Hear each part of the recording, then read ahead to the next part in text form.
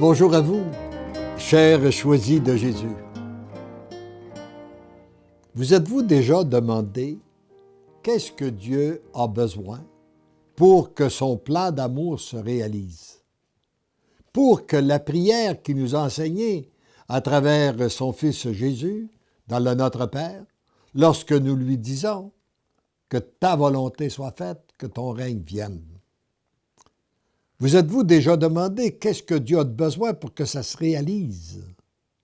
Parce que sa volonté, c'est que son règne, c'est que l'amour puisse circuler sur la terre comme au ciel. Et ça ne s'est pas produit encore depuis 2000 ans. C'est pas vrai que l'amour de Dieu circule sur la terre comme au ciel lorsqu'on voit tout ce qui se passe dans l'humanité. Mais qu'est-ce qu'il a de besoin pour que ça se réalise? Alors, la réponse est simple.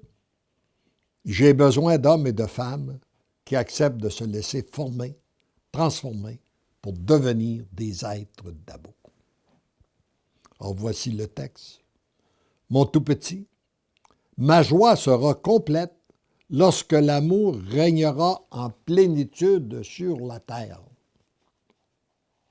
Jésus a donné sa vie pour ça, pour que l'amour qui vient de Dieu, notre Père, règne en plénitude sur la terre, et c'est à ce moment-là que sa joie sera complète. J'ai besoin d'hommes et de femmes qui acceptent de se laisser former, transformer, pour devenir des êtres d'amour. Voyez-vous, avoir la formation, c'est bien. On a besoin de ça. Être informé aussi, c'est très bien.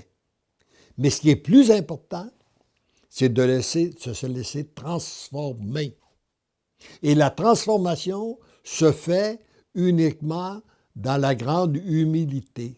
Lorsqu'on se reconnaît petit et qu'on accepte que Dieu nous aime et qu'on lui donne un oui total, inconditionnel et irrévocable. Sais-tu ce qu'est un être d'amour? Je veux tenter de t'en faire comprendre les principales caractéristiques. Avant d'être un être d'amour, la personne recevant cet appel dans son cœur doit donner son consentement total et sans condition. C'est la base.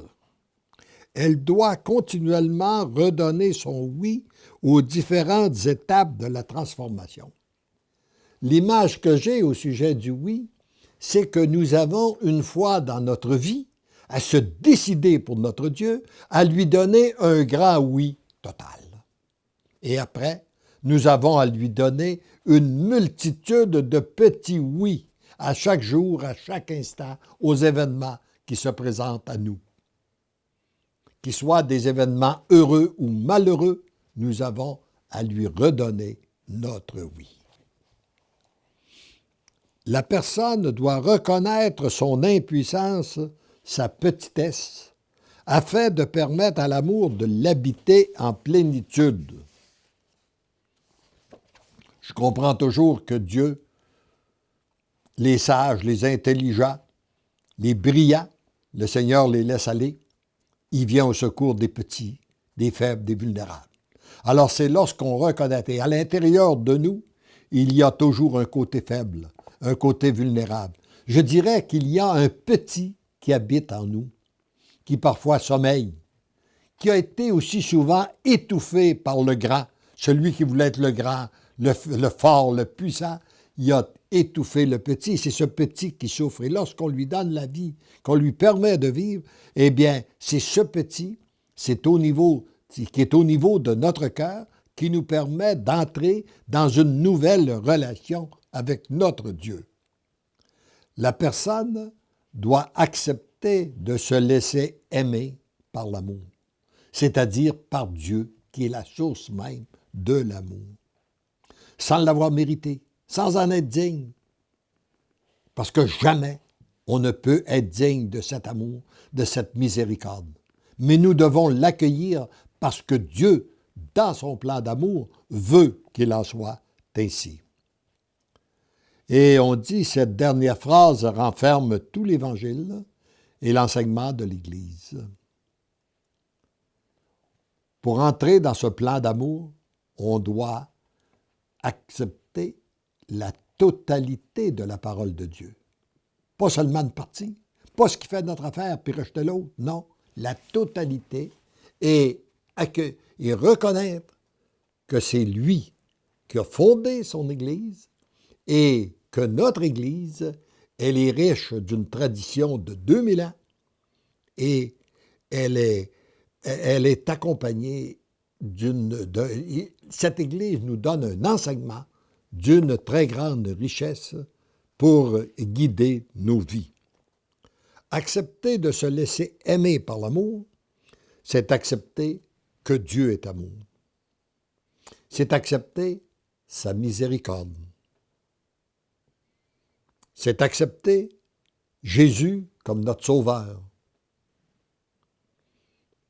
Marie comme médiatrice, car Jésus nous l'a donnée comme mère et elle intercède continuellement pour chacun de nous. C'est aussi accepter la communion des saints et des saints anges. Quand on s'arrête à regarder la multitude de saints et de saintes qui ont passé dans notre Église depuis 2000 ans. Tous ces martyrs, tous ces gens qui ont donné leur vie, eh bien, qui sont au ciel aujourd'hui, sont là pour nous guider, intercéder pour nous. Alors, nous ne sommes pas seuls sur ce plan, mais nous sommes accompagnés d'une multitude de saints, de saintes et de saints anges. Un être d'amour, c'est un être uni à moi, comme je suis uni au Père. Je pense que nous n'avons pas suffisamment compris cette belle prière que Jésus a dit à la toute fin de sa mission. Père, qu'il soit un avec moi, comme je suis un avec toi. Jésus est tellement uni au Père que lorsqu'il parle, on ne sait pas si c'est lui ou si c'est le Père qui parle. Eh bien, ce même esprit d'unité, il veut le faire avec chacun de nous lorsqu'on lui donne notre oui total. Lorsqu'on reconnaît notre petitesse et qu'on reconnaît qu'il nous aime. Un être d'amour devient un être malléable entre les mains de Dieu. Tu deviens cet être d'amour, je t'aime. Qu'est-ce qu'on peut demander de plus? Devenir un être d'amour, accueillir l'amour de Dieu, notre Père.